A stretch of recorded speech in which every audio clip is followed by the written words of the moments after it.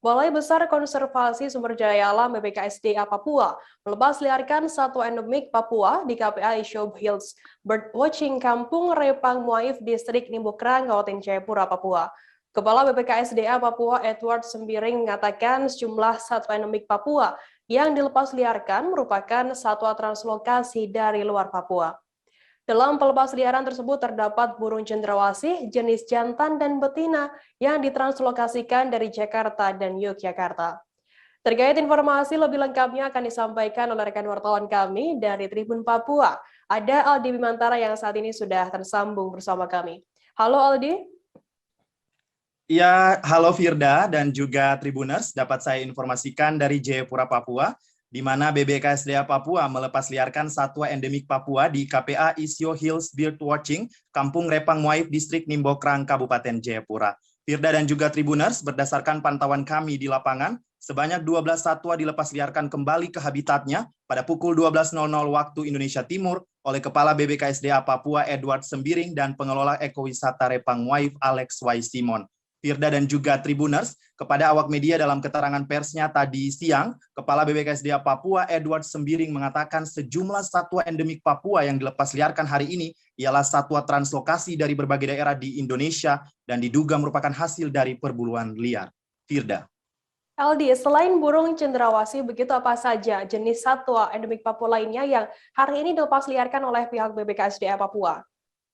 Baik Firda dan juga Tribuners, dapat saya informasikan dari pelepas liaran 12 satwa endemik Papua ke habitatnya, selain 2 pasang cendrawasih kuning kecil, terdapat pula 2 ekor kakatua raja, 5 ekor burung kasturi kelapa hitam, dan 1 ekor nuri kelam dari BKSDA Jakarta dan Yogyakarta.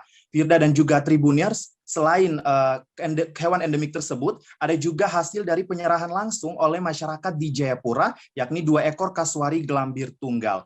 Dan Firda, semua satwa atau hewan endemik Papua tersebut telah dilepas liarkan ke alam bebas di Kampung Ekowisata Repang Muaif, Distrik Nimbokrang, Kabupaten Jayapura. Firda. Aldi, bisa Anda jelaskan terkait bagaimana suasana pelepas liaran 12 satwa endemik Papua yang dilakukan oleh pihak BBKSDA di Ekowisata Repang Muaif ini?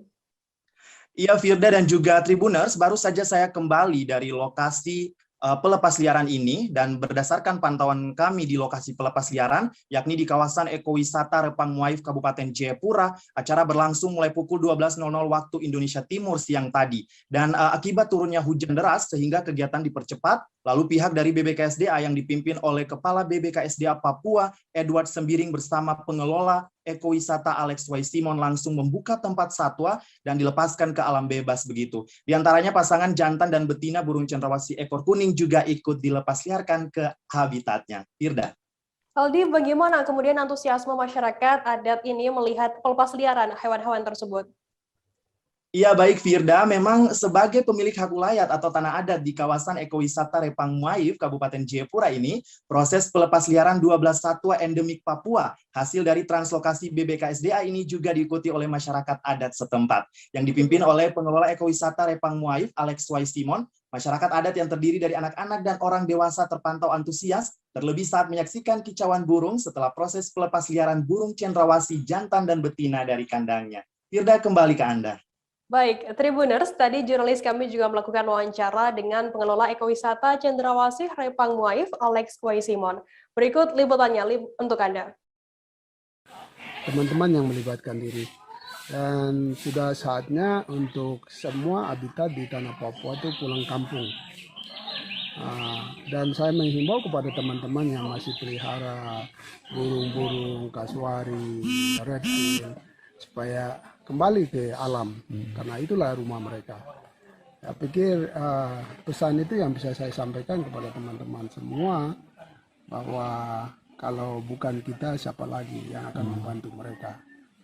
Dan berhenti untuk memelihara di rumah dan ekor dan sayapnya dipotong. Karena sayang, mereka tidak bisa terbang. Kadang-kadang mereka dimakan oleh binatang kalau ketika mereka makan di jalan di bawah tanah. Dan sayang.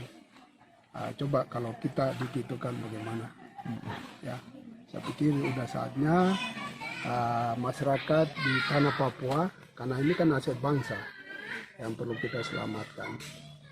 Saya pikir mulai dari Repang dan Muaif ini terus seluruh tanah Papua bisa belajar dan mencontoh. Saya pikir itu yang bisa saya sampaikan. Jangan lupa subscribe, share, komen, dan like ya.